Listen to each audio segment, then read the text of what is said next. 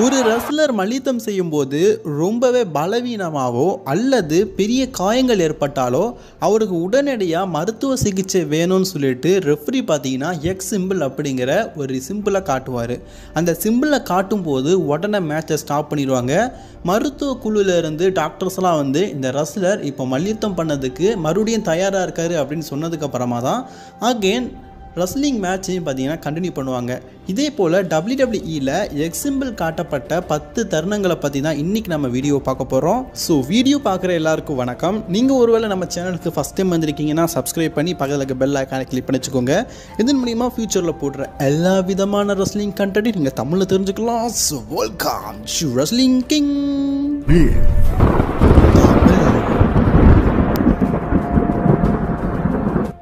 First 2020 நடந்த clash of champion அப்படிங்கிற பேப்பரில் ரா டாக் டீம் சாம்பியன்ஷிப்காக Street Profits versus Angel Garza and Andrade இவங்க அந்த டாக் டீம் டைட்டிலுக்காக மோதும்போது ஏஞ்சல் கிராஸா பார்த்தீங்கன்னா மாண்டஸை மேலேருந்து தூக்கி எரிஞ்சிருப்பார். ஸோ தூக்கி எரியும் போது மாண்டஸுக்கு பெரிய லெவலில் பாதிப்பு எதுவும் ஏற்படாட்டாலும் ஏஞ்சல் கிராஸா பார்த்தீங்கன்னா அப்படியே சுயநலவு தன்மை இல்லாத நபர் மேலே ஆறிட்டார். ஸோ ரெஃப்ரி கூப்பிட்டுட்டே இருக்கிறாரு, கண்டுக்கவே இல்லை. ஸோ உடனே ரெஃப்ரி பார்த்தீங்கன்னா பயந்துட்டார். உடனே எக்ஸ் சிம்பிளை காட்டி இந்த மேட்சை இப்போவே கொஞ்சம் நிறுத்தி வைங்க, அதுக்கப்புறமா பார்த்துக்கலாம்னு சொல்லிட்டு நிறுத்திட்டாங்க. பட் ஆனால் அந்த டைமில் இது டண்டோடோமில் நடந்ததுனால இதுக்கப்புறமா என்ன நடந்துச்சு அப்படிங்கிறத காட்டலை. அதுக்கப்புறமா கொஞ்ச நேரம் கழித்து சரியானதுக்கப்புறமா கட் பண்ணி ஷூட் பண்ணி மறுபடியும் பார்த்தீங்கன்னா மேட்சை கண்டினியூ பண்ணியிருந்தாங்க. ஆனால் இடையில என்ன நடந்துச்சு அப்படிங்கிறத நமக்கு தெரியாமையே ஆகிட்டாங்க. அதுக்கான காரணம் அந்த டைமில் தண்டோடோமில் நடந்ததுனால ஸோ எக்ஸ் சிம்பிள் காட்டினதுக்கப்புறமா ஏஞ்சல் கிராஸுக்கு என்ன ஆச்சு, அவருக்கு என்ன விதமான அடிப்பட்டது அப்படிங்கிறத இன்ஃபார்ம் பண்ணலை. ஆனால் இந்த மேட்ச் முடிஞ்சதுக்கப்புறமா கிட்டத்தட்ட 3 மாதம் பார்த்தீங்கன்னா ஏஞ்சல் கிராஸ் தான் ரெஸ்ட்டில் இருந்தார்.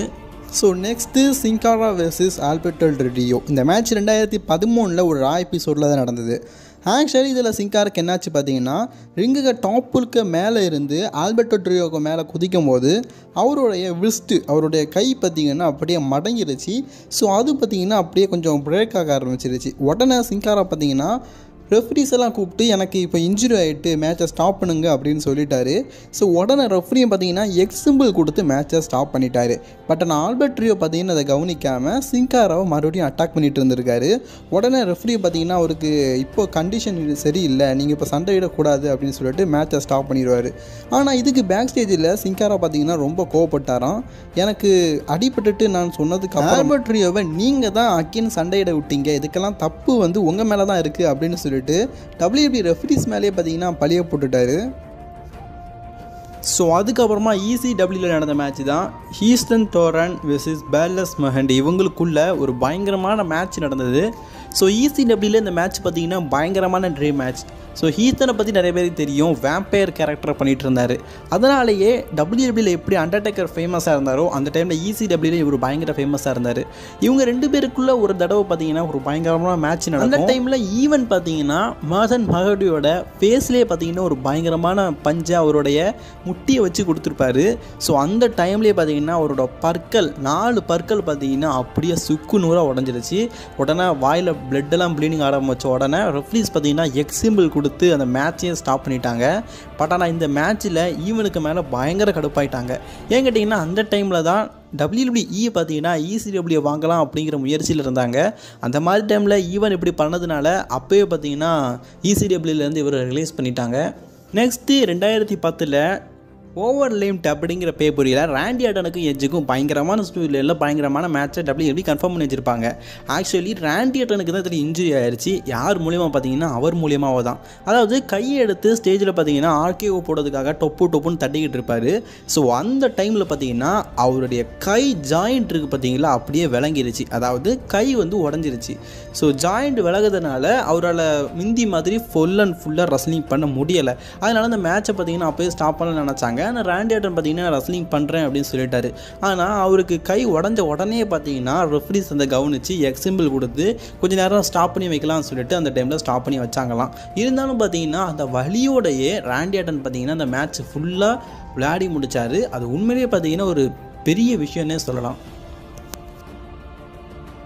Next Deccan ஸ்டோனோடைய debit match 2018 WWE மேயங் அப்படிங்கிற ஒரு எபிசோட் நடத்தி நிறைய உமன் ரெஸ்லரை வளர்த்து விட்டாங்க. நிறைய பேர் இருக்கிறாங்க. இப்போ ரியா ரிப்ளியாக இருக்கட்டும், ஸ்டோனி ஸ்டெம்மாக இருக்கட்டும், நிறைய விதமான உமன் ரெஸ்லர் அதில் இருந்தால் பார்த்தீங்கன்னா WWEக்கு வந்தாங்க. ஸோ அதில் இவங்களும் ஒருத்தாங்க. ஸோ அன்னைக்கு பார்த்தீங்கன்னா டெகன் ஸ்டோன் வந்து ஃபஸ்ட்டு மேட்ச்சை பார்த்தீங்கன்னா யாருக்குள்ளே விளையாடுறாங்கன்னா நம்மளோட ரியா ரிப்ளி கரண்ட் ரா பிராண்டு ரெஸ்லரான ரியா ரிப்ளி கூட பார்த்தீங்கன்னா விளையாடும் போது எதிர்பாராமல் மேலிருந்து குதிக்கும் போது பார்த்தீங்கன்னா அவங்களோட காலில் அடிபட்டுருச்சு. உண்மையிலேயே பார்த்தீங்கன்னா இது ஒரு வேதனைக்குரிய விஷயம்தான். ஏன்னா ஒவ்வொரு ரெஸ்லருக்கும் இன்ஜுரி ஆகிறது அப்படிங்கிறது சகஜமாக இருந்தாலும் ஃபஸ்ட்டு மேட்ச்லேயே இன்ஜுரி ஏற்பட்டுச்சுன்னா கண்டிப்பாக பார்த்தீங்கன்னா அடுத்தடுத்து மேட்ச் போடுறதுக்கே தோணாது. என்னடா அபசகுணமாக எப்படி நடந்துச்சேன்னு தோணும். ஸோ இதே அனுபவம் தான் இவங்களோட கெரியர்லேயே நடந்திருக்குது. ஒருவேளை அன்னைக்கு இவங்களுக்கு ஆகாமல் இருந்திருந்தா இன்னைக்கு ரியா ரிப்ளி மாதிரி இவங்களும் பார்த்தீங்கன்னா ஒரு பெரிய ரெஸ்லராக இருப்பாங்க. அடுத்தது முன்னாள் WWE வீரரான என்சோ அமோரோ. இவர் 2016 பார்த்தீங்கன்னா பேபேக் பேப்பரில் ஒரு மேட்ச்சில் விளையாடும்போது ரிங்குக்கு மேலோடி கீழே விழுவார். அந்த டைமில் ரிங்கு ஒயர் தான் பார்த்தீங்கன்னா அவரோட கண்ணில் அடிக்கும். அந்த டைமே கங்கஷன் வந்த மாதிரி விழுந்துருவார். ரெஃப்ரியும் பார்த்து பார்த்தீங்கன்னா பயந்து இவருக்கு கங்கஷன் ஏற்பட்டுட்டு மேட்சை ஸ்டாப் பண்ணுங்கன்னு சொல்லி அப்போவே எக்ஸிம்பிள் காட்டி இந்த மேட்சை ஸ்டாப் பண்ணிட்டாங்க. உண்மையிலேயே பார்த்தீங்கன்னா அந்த டைமில் இந்த விஷயம் பெரிய லெவலில் பேசப்பட்டது. ஸோ அதுக்கப்புறமா ஹாஸ்பிட்டலுக்கு போய் என்சோ அமோராக்கு ஒன்றுமே இல்லை அப்படின்னு சொன்னதுக்கப்புறமா தான் ஃபேன்ஸ் எல்லாருமே பார்த்தீங்கன்னா திருப்தி அடைஞ்சாங்க.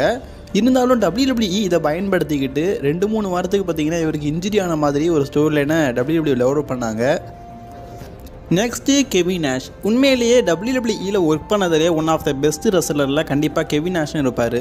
NWOவில் ஒரு முக்கியமான நம்பர் மட்டும் கிடையாது, ட்ரிபிள் ஹெச்சுக்கு க்ளோஸ் ஃப்ரெண்டு கூட. 2002 இவங்க ஒரு 10 மேன் டாக் டீம் மேட்ச்சில் ஆடும்போது அவரோட ஃபினிஷரான கிக்கை யூஸ் பண்ணும்போது காலில் பார்த்தீங்கன்னா பயங்கரமாக அடிபட்டுட்டு ஸோ ஆப்பனண்ட் அடிக்கலாம் போகும்போதே கீழே விழுந்துருவார். உடனே ரெஃப்ரி பார்த்தீங்கன்னா பயந்து எடுத்து உடனே எக்ஸிம்பிள் காட்டிடுவார். ஆக்சுவலி அந்த டைமில் பார்த்தீங்கன்னா அவருக்கு காலில் ஒரு சின்னதாக சுளுக்கு ஏற்பட்டுட்டு ஆனால் ரெஃப்ரி பார்த்தீங்கன்னா கால் தான் உடஞ்சிட்டோன்னு சொல்லி ரொம்ப பயந்துட்டார். இதில் ஒரு குறிப்பிடத்தகுந்த விஷயம் இருக்குது. 2001 ட்ரிபிள் ஹெச்சுக்கு இந்த மாதிரி ஏற்பட்டது. ஸோ அதுக்கு அடுத்த வருஷமே 2002 கெவின் நாஷ்க்கு ஏற்பட்டது. ஸோ ட்ரிபிள் ஹெச் கிட்ட மாதிரி பெரிய இன்ஜுரி ஆகிட்டா அப்படின்னு சொல்லிட்டு ஃபேன்ஸ்லாம் காத்துட்டு இருந்தாங்க.